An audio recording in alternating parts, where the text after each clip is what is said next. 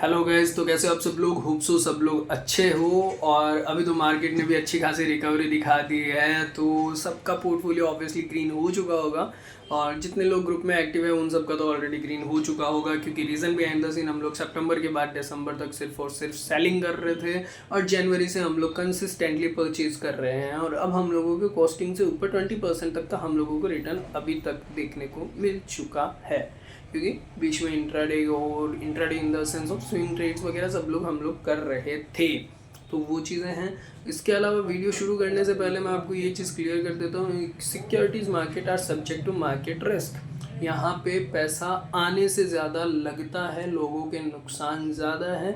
100 में से 99 लोग शेयर मार्केट में सिर्फ और सिर्फ नुकसान करते हैं, क्योंकि ना उनमें पैशंस, ना उनमें टेक्निक, ना उनको कुछ का आइडिया ही नहीं है। बस उनको तो लगाना है, निकालना है, कुछ एनालिसिस वगैरह कुछ भी नहीं होता। तो इसकी वजह से क्या है कि फंसता रिटेल पब्लिक ही है। सब लोग यहाँ से पैसा कमा के नहीं निकल सकते। एक का नुकसान ही दूसरे का फ़ायदा है। दिमाग में बैठा लेना, काम करने से पहले अपने फाइनेंशियल एडवाइज़र से ज़रूर सलाह कर लेना। और I am not a SEBI registered research analyst, ठीक है। तो वो सारी चीज़ें भी ध्यान में रखना। चलो वीडियो शुरू करते हैं कि YNSE, वीडियो का टाइटल भी यही रखूँगा मैं, YNSE। NSE का नाम है नेशनल स्टॉक एक्सचेंज। तो पहले तो थोड़ा सा थ्योरेटिकल नॉलेज ले लेते हैं। इंडिया में आज की डेट में total number of demat accounts है 18.5 करोड़, ठीक है। 18.5 करोड़ में से ऐसा समझ लो, जैसे मैं मेरी बात करूँ तो मेरे 4 से 5 डीमैट अकाउंट है। तो यूनिक पैन का अगर हम लोग डीमैट अकाउंट अगर हम लोग देखें तो एक्टिव जो है, तो मेरे हिसाब से इंडिविजुअल रिटेलर्स में मैक्स टू मैक्स जो नंबर निकल के आएगा वो नंबर यहाँ पे निकल के आएगा 5 to 8 करोड़ के आसपास। इससे ज़्यादा का नंबर है नहीं, ठीक है। तो वो चीज़ें हैं, नंबर ऑफ डीमैट अकाउंट्स इतने हैं। और उसके अलावा रही बात दूसरी, ये जितने भी डीमैट्स अकाउंट काम करते हैं शेयर मार्केट में, उनको एक प्लेटफॉर्म की ज़रूरत होती है ब्रोकर के अलावा। ब्रोकर तो सिर्फ आपको इंटरफेस प्रोवाइड करता है, एक एक्सचेंज होता है जो इन सब चीज़ों का ध्यान रखता है, किसका बाइंग सेलिंग, और उस पर वो एक्सचेंज फीस भी लेता है। तो करंटली स्टॉक मार्केट में 3 एक्सचेंजेस हैं जिनके थ्रू हम लोग काम कर सकते हैं। दी वेरी फर्स्ट है that is NSE national stock exchange, second one is BSE that is Bombay stock exchange, and third one is MSCI that is metropolitan stock exchange India limited. Metropolitan सिर्फ और सिर्फ फिजिकल काम होता है, तो आज की डेट में ये उठ चुका है, ठीक है। वो वापस रिवाइव हो ना हो I don't know about this, और ना मैंने उस कंपनी का इतना कोई स्टडी किया। लेकिन मेट्रोपॉलिटन में आज भी थोड़ा बहुत जो काम हो रहा है वो सिर्फ और सिर्फ फिजिकली काम हो रहा है, ठीक है। वीडियो बनाने का सबसे पहला मेन रीज़न ये हो गया क्योंकि NSE के जो शेयर्स हैं वो अनफ्रीज होने वाले हैं 24 जनवरी। अनफ्रीज का मतलब क्या है एक्चुअल में, जब मार्केट जब ये NSE के जो शेयर्स है, NSEIL के जो शेयर्स है जो मार्केट में लिक्विडेट हुए थे 2012 के बाद, तो इनमें क्या होता था, लॉक इन लगा रखा था। सेबी ने भी lock in the sense freeze कर रखा था कि ये मैनुअली ही प्रोसेस होगा, जिसमें स्टेज 1 स्टेज 2 प्रोसेस होता था as NSEs and ROFR shares. ROFR shares का मतलब होता है राइट ऑफ फर्स्ट रिफ्यूजल। तो वो सारी की सारी चीज़ें क्लियरेंस मिल चुका है इसको। तो 24 तारीख के बाद ये वो बोलते ना फ्लॉलेसली ट्रेडेड करने लग जाएगा, सिंगल डे में डिलीवरी भी मिलने लग जाएगी, क्योंकि DIS से काम होगा तो कोई ज़्यादा इतना हेडेक नहीं होने वाला, ठीक है। पूरी डिटेल वाइज पहले प्रोसेस कैसी होती थी उसका मैं यूट्यूब पे वीडियो ऑलरेडी अपलोड कर चुका हूँ, तो वो आप देख सकते हो कि पहले काम कैसे होता था। अब एकदम सिंपल, एक दिन में डिलीवरी वाला सीन होगा। और जो ऑलरेडी स्टक्ड है उनमें थोड़ा सा टाइम लगेगा, जैसे ही क्लियरेंस आता है और क्लैरिटी आता है उस हिसाब से क्या है कि वो ट्रांजेक्शन भी इनिशिएट कर दिए जाएंगे सारे के सारे। क्योंकि अभी क्या है कि वो ट्रांजेक्शन इनिशिएट नहीं होने का रीज़न सिर्फ इतना सा रहेगा कि डबल ट्रांसफ़र ना हो जाए, तो उसकी वजह से एक बार है तो वो क्लैरिटी आने तक हमने को थोड़ा सा वेट करना पड़ेगा। तो वो चीज़ है, ठीक है। बात कर लेते हैं अब NSE के मार्केट शेयर की। NSE की रीच जो है आज की डेट में, मैं NSE की एनुअल रिपोर्ट खोल के बैठा हूँ NSE की वेबसाइट से। तो आज की डेट में इनकी जो रीच है वो 9.2 करोड़ इन्वेस्टर्स तक है।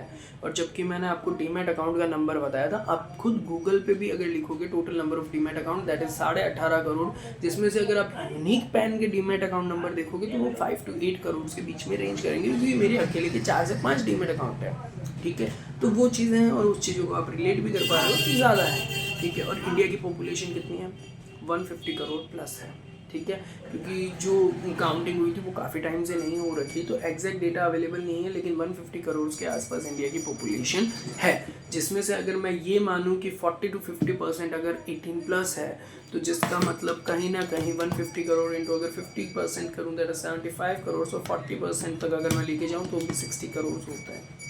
मेरा टारगेट ऐसा है कि लगभग मैं इसको कैलकुलेट करता हूँ कि 60 करोड़ अगर डीमैट मतलब बोलते हैं ना number of youth 18 plus adult वाली अगर बात करते हैं, तो 60 में से मैं ऐसा मानता हूँ कि कहीं ना कहीं स्टॉक मार्केट में एटलीस्ट 50 to 60% बंदे इन्वॉल्व हो जाएंगे विद इन 2 to 3 years, आराम से इन्वॉल्व हो जाएंगे, क्योंकि इंडिया में इतनी पब्लिक है और वो बोलते हैं ना इतनी पब्लिक फ्री भी है, और सब लोग धीरे धीरे आएंगे। और आजकल तो स्कूल्स में भी भाई 9th-10th में भी स्टॉक मार्केट का ज्ञान दे दिया जाता है। ठीक है, वापस कंटिन्यू करते हैं। यहाँ पे इसका जो मार्केट कैपिटलाइजेशन है वो 4.7 ट्रिलियन डॉलर्स है।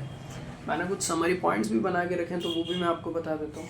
वो चीज़ है, आज की डेट में अगर स्टॉक मार्केट में कोई भी काम हो रहा है, अगर कैश में जितना भी काम हो रहा है उसका 92.7% काम वो सिर्फ और सिर्फ NSE में हो रहा है। बाकी बचा जो 7.3% का काम वो BSE और MSCI दोनों में मिक्सचर करके हो रहा है। ठीक है, दूसरी रही बात फ्यूचर्स में, इक्विटी फ्यूचर्स, जो फ्यूचर्स के लॉट वगैरह जो उठाते हैं 100% दैट इज़ 99.9% जो काम है वो NSE के थ्रू हो रहा है, वहाँ से भी इनको अच्छा रेवेन्यू मिल रहा है। और उसके अलावा ऑप्शंस ट्रेडिंग में जितने भी बंदे ऑप्शंस ट्रेडिंग कर रहे हैं, तो ऑप्शन ट्रेडिंग में 96.9% that is somewhere around 97% market share इनका है। इन शॉर्ट मैं ये बोल सकता हूँ ये इस इंडस्ट्री का गुंडा है। समझ में आ रही है? आज की डेट में NSE पे टोटल लिस्टेड कंपनी है वो है 2439। ठीक है, सबसे पहले मैं आपको एक और बहुत मज़े की बात बता देता हूँ। जो 2023 में, जो 2023 में जो कंपनी का मार्केट कैप वो मेरे को मिलेगा यहाँ पे पेज नंबर 1414 पे, जो कंपनी का मार्केट कैप था वो सिर्फ और सिर्फ 256 के आसपास था, जो इस बार बढ़ के 384 तक चला गया। दैट इज़ 4.7 ट्रिलियन डॉलर्स की जो कंपनी बन चुकी है। 4.6 ट्रिलियन डॉलर, सॉरी 4.6 और 4.7 ट्रिलियन डॉलर, ये कुछ कैलकुलेशन है। और जो 382, 384 और 256 जो मैं बोल रहा हूँ वो 256 लाख करोड़ है और 384 लाख करोड़ है।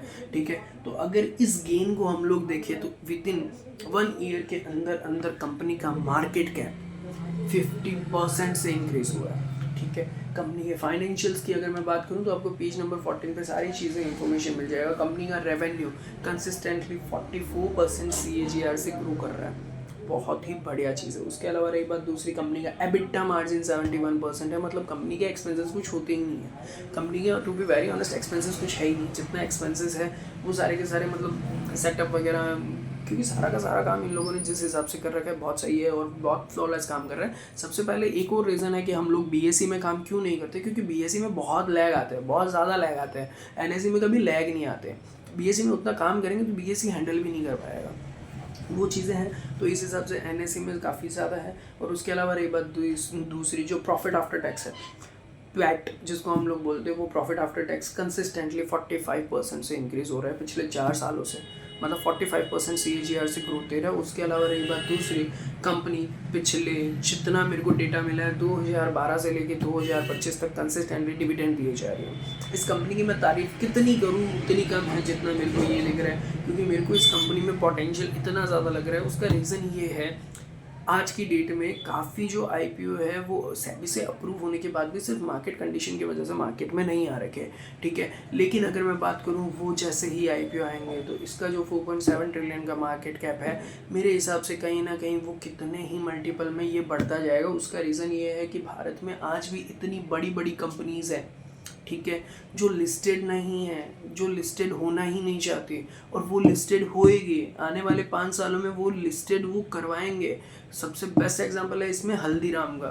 हल्दीराम की रिसेंट जो डील हुई है वो हुई है 85,000 करोड़ के वैल्यूएशन पे, 85,000 करोड़ के वैल्यूएशन पे, समझ रहे हो? मतलब कितने डॉलर्स, कितने मिलियन बिलियन डॉलर्स की वो कंपनी बन चुकी है। वो अगर लिस्टिंग में आए तो सीधा सीधा कितना गेन हुआ है। तो वो चीज़ों को अगर हम लोग देखें, सारी की सारी कंपनी IPO लेके लिस्टेड होगी, और जैसे ही लिस्टेड होती है तो मेरे हिसाब से इस कंपनी का जो मार्केट कैप है यहाँ से कई गुना बढ़ा तक जाएगा, क्योंकि इंडिया में बहुत अंडररेटेड कंपनीज अभी तक हैं। ठीक है। अमेज़ॉन प्लान कर रही है आईपीओ लाने का। फ्लिपकार्ट, अमेज़ॉन इंडिया की नहीं है, आई नो अबाउट इट, लेकिन अमेज़ॉन इंडिया भी अपना आईपीओ लाने का प्लान कर रही है। फ्लिपकार्ट लाने का प्लान कर रही है। बोट, ओयो, ये सब कंपनीज मार्केट में मतलब अपना आईपीओ लेके आने वाली है। कम से कम मैं आपको 100 से 200 नाम गिना सकता हूँ। तो मेरे हिसाब से बहुत बड़ी बड़ी कंपनीज लाइन में लगी हुई है। आईपीओ भी भर भर के आने, और ये जितना आना है 5 सालों के अंदर अंदर आ जाएगा। तो जो मार्केट कैप यहाँ पे दिख रहा है, मैं उसको कहीं ना कहीं यहाँ से 10 गुने तक की वैल्यूएशन आराम से देख सकता हूँ, क्योंकि उतना आएगा।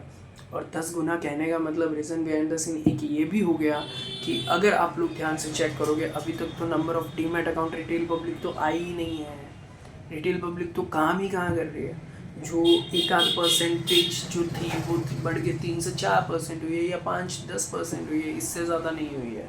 मैं ये डेटा आपको क्लियर करके बोल देता हूँ, मेरे को यहाँ पे ऐसा दिखता है कम से कम 40 to 50% जो है पब्लिक वो इसमें घुसेगी। अगर वो यहाँ पे घुसती है तो मार्केट की रंगत कुछ और ही होगी, ठीक है। उसके अलावा रही बात दूसरी कंपनी के अर्निंग और फाइनेंशियल्स की, बात कर लेते हैं। जो लेटेस्ट फाइनेंशियल जो मेरे आंखों के सामने है, Q3 फाइनेंशियल 25 का, दैट इज़ 31 दिसंबर 2024 तक का मेरे पास डेटा है। तो वहाँ पे अगर उस क्वार्टर की मैं बात करूँ तो कंपनी की टोटल इनकम जो है 4,807 करोड़ रुपए की, और उसमें टोटल इनकम में रेवेन्यू और एक्सपेंसेस है जो हो गया अपना 1,084 करोड़ का, दैट इज़ ऑपरेटिंग एबिटा है। जो कंपनी का earning before interest, tax and depreciation जिसको हम लोग बोलते हैं, तो वो है 3,398 करोड़। मतलब कंपनी के पास कोई खर्चा है ही नहीं, और होना भी नहीं है, क्योंकि एनएसई एक एक्सचेंज है। तो एबिटा मार्जिन बैठता है 78% का, जो एनुअल रिपोर्ट पे 71% का दिखा रहा था, यहाँ पे 78% तक का दिखा रहा है, ठीक है। उसके अलावा रही बात दूसरी प्रॉफिट आफ्टर टैक्स की बात करूँ तो सारा का सारा प्रॉफिट ही है, दैट इज़ 3,834 करोड़, ठीक है। तो ये सब कुछ मिला के तो कंपनी का जो प्रॉफिट आफ्टर टैक्स मार्जिन जो बैठ रहा है वो कहीं ना कहीं 64% का बैठ रहा है। वो जो मेरे को यहाँ पे अर्निंग पर शेयर देखने को मिल रहा है, वो अर्निंग पर शेयर आया है 15.49। इसमें दो चीज़ें हैं जो एक्सेप्शनल आई हुई है, जैसे क्योंकि अगर आप देखोगे ऑपरेटिंग एबिटा मैंने बोला 3,398 का, और प्रॉफिट आफ्टर टैक्स बोला जो 3,834 का बोला, जिसमें से दो चीज़ें, एक तो share of profit of association, उसके अलावा profit on sale of investment in associate. तो आप देखोगे कुछ कंपनी लिक्विडेट करेगी, कंपनी की वैल्यूएशन आज की डेट में बहुत सही है, बहुत अट्रैक्टिव वैल्यूएशन पे मेरे को दिख रहा है, ठीक है। टैक्सेस वैक्सेस काट के नेट कंपनी का जो प्रॉफिट बैठता है वो बैठता है 3,834 करोड़, और कंपनी आज की डेट में बहुत सही है। 15.49 का जो EPS है, अगर हम इसको वापस दूसरी तरीके से कैलकुलेट करें तो कहीं ना कहीं अगर ये एक्सेप्शनल आइटम हटा दें, जो प्रैक्टिकल चीज़ होती है कि ये एक्सेप्शनल आइटम को हम हटा देते हैं, क्योंकि एसोसिएट इस बार सेल करिए, अगली बार हो सके सेल ना करे, तो वो चीज़ों को अगर देखते हुए मैं देखूं तो वो EPS इसका आता है जो भी कम से कम आएगा आपका 13 के आसपास, 13 साढ़े 13 के आसपास आएगा। कोई लंबा छोड़ा फ़र्क नहीं पड़ने वाला। और कंपनी के पास इतने इन्वेस्टमेंट्स है कि कंपनी की बैलेंस शीट अगर आप देखोगे आप खुद समझ जाओगे, इतने इन्वेस्टमेंट है कि कंपनी की फेयर वैल्यूएशन कई गुना। मैं आपको वो चीज़ें क्लियर करके नहीं बोल सकता, रीज़न बिहाइंड द सीन काफ़ी सेबी की गाइडलाइंस है, तो वो चीज़ें मेरे हिसाब से कंपनी में बहुत अच्छी खासी पोटेंशियल है, ठीक है। अगर हम 15.5 रुपये के आसपास के हिसाब से EPS से अगर हम लोग कैलकुलेट करें तो कंपनी का जो प्रेजेंट वैल्यूएशन बैठता है 15 into 4 कर लेते हैं, दैट इज 60 रुपीज़ की अगर EPS से हम लोग बात करें। और मार्केट रेट कहीं ना कहीं आज की डेट में आपको 1900 से 2000 तक का देखने को मिलेगा, ठीक है, जो रिटेल पब्लिक को माल अवेलेबल हो रहा है। और अगर बल्क क्वांटिटी में है तो भी मान लो हम चलो बल्क क्वांटिटी वाले डिस्काउंट चीज़ों को बात ही नहीं करते, अपने को ऑनलाइन जो डेटा मिल रहा है कहीं ना कहीं 1900-2000 तक मार्केट में इसमें ट्रेडिंग हो रही है। तो 1900-2000 की अगर मैं बात करूँ 1900 डिवाइडेड बाई अगर 60 के EPS की, तो कहीं ना कहीं 31-32 के PE पे अपने को ये माल मिल रहा है, और मैंने आपको ग्रोथ पोटेंशियल इसके सामने दिखा दिया है, ठीक है। अब हम लोग बात करते हैं BSE के बारे में, क्योंकि इसको अगर कंपेयर करना है तो BSE से कंपेयर करेंगे। मार्केट शेयर पूरा इसके कब्जे में है, BSE के कब्जे में कुछ नहीं है, बट स्टिल एक कंपैरिजन की, क्योंकि सेम बिजनेस मॉडल हो गया। पहले इसका बिजनेस मॉडल भी देख लेते हैं। ये कंपनी का बिजनेस मॉडल क्या है, इक्विटी में काम करवाना। इक्विटी में क्या क्या चीज़ आएगी, स्टॉक, ETF और REIT स्टॉक्स, जिसका एक अभी IRB इन्विट करके वैसे करके ये आया भी था, ये ट्रस्ट वगैरह इन सब के आते हैं, जो जिनको इंटरेस्ट पे करना है, एज ए डिविडेंड पे करना मैंडेटरी होता है। उसके अलावा म्यूचुअल फंड्स, डेरिवेटिव्स में options and futures stocks futures हो गया, और इंडेक्स ऑप्शंस इंडेक्स फ्यूचर्स हो गया। उसके अलावा कंपनी का जो मार्केट शेयर है जो BSE से एक सेक्टर में थोड़ा सा अलग है, वो है फिक्स्ड इनकम का। कंपनी गवर्नमेंट सिक्योरिटीज़ में डील करती है, कॉर्पोरेट बॉन्ड्स में डील करती है, और उसके अलावा sovereign gold bonds and many more जो फिक्स्ड इंटरेस्ट इनकम प्रोवाइड करते हैं। उसके अलावा रही बात दूसरी, कंपनी के पास एक्स्ट्रा जो सेगमेंट है उसमें आ गया फिक्स्ड इनकम डेरिवेटिव, जिसमें हम लोग इंटरेस्ट रेट फ्यूचर्स और इंटरेस्ट रेट ऑप्शंस में भी ट्रेडिंग कर सकते हैं। वहाँ पे भी अच्छा खासा मार्केट शेयर, बोल सकता हूँ मैं अच्छा खासा क्या 100% मार्केट शेयर इसी कंपनी के पास है। उसके अलावा रही बात दूसरी, हम लोग अगर और देखें तो कमोडिटी इंडेक्स ऑप्शन अभी इन लोगों ने शुरू किया है, वहाँ पे भी अच्छी खासी ये लोग पकड़ कर रहे हैं। अगर आप देखोगे ऑप्शन ट्रेडिंग या इक्विटी ट्रेडिंग में काम करने का भी, तो इनमें क्या होता है ना, जैसे ही घुसोगे जैसे ही देखोगे इसमें, तो आपको कहीं ना कहीं वो चीज़ें देखने को मिलेगी कि बीएसई में तो इतना गैप है, बायर सेलर में इतना डिफरेंस है, वहाँ पे वॉल्यूम ही नहीं है, तो सारा का सारा काम एनएसई में ही होता है। तो कंपनी नो डाउट फंडामेंटली बहुत स्ट्रॉन्ग कंपनी है और बहुत अंडर वैल्यूड कंपनी है। कंपनी को लास्ट फाइनेंशियल ईयर में पैसों की ज़रूरत थी, तो उस वक्त कंपनी ने अच्छा खासा स्टेक सेल ऑफ किया था, मार्केट से शायद 13 लाख करोड़ के आसपास का मार्केट से उठाया भी था, और इजी वे में एनएसई कौन मना करेगा। तो वो मार्केट में लिक्विडिटी आई, जिसकी वजह से वैल्यू अनलॉक हुई है, और कहीं ना कहीं मैं ऐसा देख रहा हूँ कि मेरे को ये वैल्यू भी बहुत अंडर वैल्यू दिख रही है, क्योंकि 5 टाइम to 10 टाइम्स यहाँ पे मैं ग्रोथ एक्सपेक्ट कर सकता हूँ अगर होल्डिंग पीरियड में रहे तो। मुझे ये नहीं पता कि इसका आईपीओ क्या रेट पे आने वाला है, ठीक है, आईपीओ के ऊपर कोई बैट नहीं खेल रहा। लेकिन रही बात दूसरी, आज की वैल्यू, अगर मैं इस वैल्यू पे भी कंपनी में इन्वेस्ट करूं तो मेरे हिसाब से बहुत सही चीज़ें। और अब तो जैसे मान लो कि पहले तो रिटेलर से बहुत दूर था, अब रिटेलर के सामने आई है, अब धीरे धीरे स्लाइटली प्राइस कहीं ना कहीं इंक्रीज होते हुए दिखेगा, क्योंकि डिमांड तो अब क्रिएट होगी ना भाई। एक छोटा बंदा जो 50-100 शेयर्स, या फिर कोई बंदा ऐसा होता है कि मेरे को पैसा आज देना है, शेयर्स मेरे को 4 महीने बाद मिलेंगे, वो इतना प्रोसेस भाई काफ़ी लोग तो पीछे हट जाते हैं, वो लोग लेते ही नहीं है। तो उसकी वजह से अगर वो सारी चीज़ों को हम लोग देखें, वो सारे फैक्टर को अगर हम लोग कंसिडर करें, तो कहीं ना कहीं इसमें एक स्लाइटली अपने को अप मूव देखने को मिलेगा। वो चीज़ बहुत कंपनी के लिए बेनिफिट कर सकती है। उसके अलावा रही बात दूसरी, अब मैं इस कंपनी को अगर बीएसई से कंपेयर करूँ तो बीएसई का कल का क्लोजिंग प्राइस है 4800। बीएसई जो इतना भागा है उसका रीज़न सिर्फ एक ही है, बीएसई एक्सपेक्ट कर रहे हैं कि एनएसई का आईपीओ बहुत जल्द आने वाला है, और अगर एनएसई का आईपीओ वहाँ आता है तो $4.7 ट्रिलियन मार्केट कैप की कंपनी अगर वहाँ पे लिस्ट होती है तो वहाँ पे वॉल्यूम होना स्टार्ट हो जाएगा। तो कहीं ना कहीं उसके चक्कर में कंपनी का जो शेयर है वो तगड़ा भागा है, और भागने के बाद जो इसका क्लोजिंग प्राइस आया था 4800 के आसपास आया था। और उसके हिसाब से अगर कंपनी का ईपीएस देखूँ तो कंपनी का ईपीएस है जो लास्ट फाइनेंशियल ईयर को या हर चीज़ को कंपेयर करके 70 का फाइनेंशियल ईयर का पी रेशियो बैठता है। तो पी रेशियो में मतलब 70 का ईपीएस बैठता है, तो उस हिसाब से जो कंपनी का पी वैल्यूएशन जो आ रहा है 69 का पी वैल्यूएशन आ रहा है। लेकिन 69 कहाँ, वो 69 कहाँ, ये 32 रात दिन का फ़र्क पड़ा है, मतलब यहाँ से डबल होने का तो सीधा सीधा मार्केट इंडिकेशन दे रहा है। लेकिन ये उससे मार्केट शेयर उससे इतना ज़्यादा होल्ड करता है कि इससे मार्केट शेयर कोई छीन भी नहीं सकता, क्योंकि उनके पास उतना कैपेसिटी ही नहीं है, उनके पास उतना वो बोलते हैं ना कैलिबर ही नहीं है कि वो इससे छीन पाए। तो आज की डेट में मेरे को इस कंपनी में बहुत ज़्यादा कन्विक्शन है। काफ़ी सारे पॉइंट्स मैंने यहाँ पे कवर किए हैं, काफ़ी चीज़ें मैं रिसर्च करके लेके आया हूँ, काफ़ी यहाँ पे मैं आप लोगों को सारी चीज़ें के बारे में बताने का एज सच नेगेटिव मेरे को यहाँ पे कुछ नहीं दिखा। हाँ, वो हो सकता है कि इस साल अगर मार्केट में मंदी रही है तो हो सकता है कि ठीक है थोड़ा सा इनकम कम हो, थोड़ा सा वो फ़र्क पड़ जाए, लेकिन एट लास्ट इंसान हो या स्टॉक मार्केट जाना ऊपर ही है। मैं यहाँ पे स्टॉक मार्केट में सिर्फ और सिर्फ 5 साल का व्यू लेके घुस रहा हूँ। 5 साल का व्यू मेरे हिसाब से इतना है, क्योंकि जितनी कंपनियाँ अनलिस्टेड है वो लिस्टेड हो जाएगी, तो उसने में अगर मैं इसको होल्ड रखूँ तो मेरे को कहीं ना कहीं ये मल्टीबैगर रिटर्न देता हुआ दिख रहा है। आईपीओ के लिए चाहो तो आईपीओ के लिए वेट कर सकते हो, अगर अभी ये स्टॉक चाहिए तो आप मेरे से कांटेक्ट कर सकते हो। अब तो सिंगल डे में डिलीवरी भी मिल जाएगी, क्योंकि अभी वही होगा, टेक्निकल एरर अगर कुछ ना आए तो सिंगल डे या T+2 के अंदर अंदर आपको शेयर्स की डिलीवरी आपके डीमैट अकाउंट में दे दी जाएगी।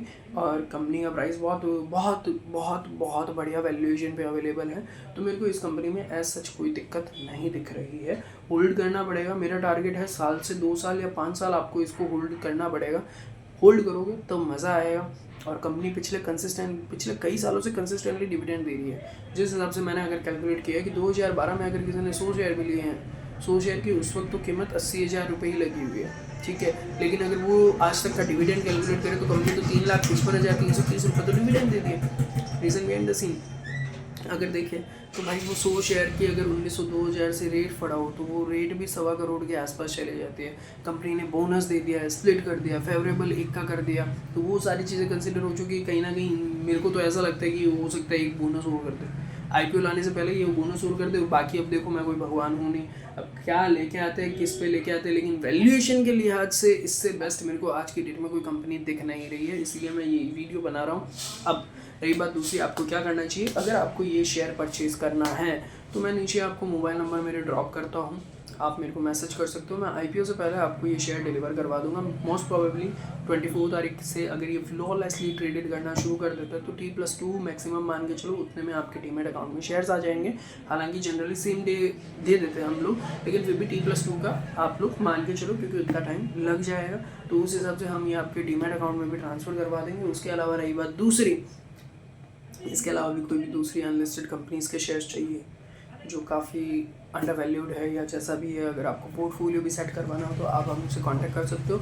मैं नीचे अपने मोबाइल नंबर दिए जा रहा हूँ, हेल्पलाइन नंबर दिए जा रहा हूँ, आप कांटेक्ट करो, आपको सही रिस्पांस मिलेगा, ठीक है। और जैसा मैं हमेशा बोलता हूँ, वीडियो सिर्फ अपने पास रखा करो, शेयर मत किया करो। नेचुरल कोई रीच आ गई तो उसको मैं रोक नहीं सकता, बाकी शेयर किया ही मत करो, क्योंकि जितने ज़्यादा लोगों के पास इन्फॉर्मेशन जाएगी उतना ही ज़्यादा लोग इसमें इन्वॉल्व होंगे, उतना ही ज़्यादा इस स्टॉक को ओवर हाइप करेंगे, घुसेंगे, मार्केट ख़राब करेंगे, क्योंकि जितने ज़्यादा लोग घुसेंगे उतना फिर रिटर्न नहीं आना, उतना टाइम वेट करना पड़ेगा।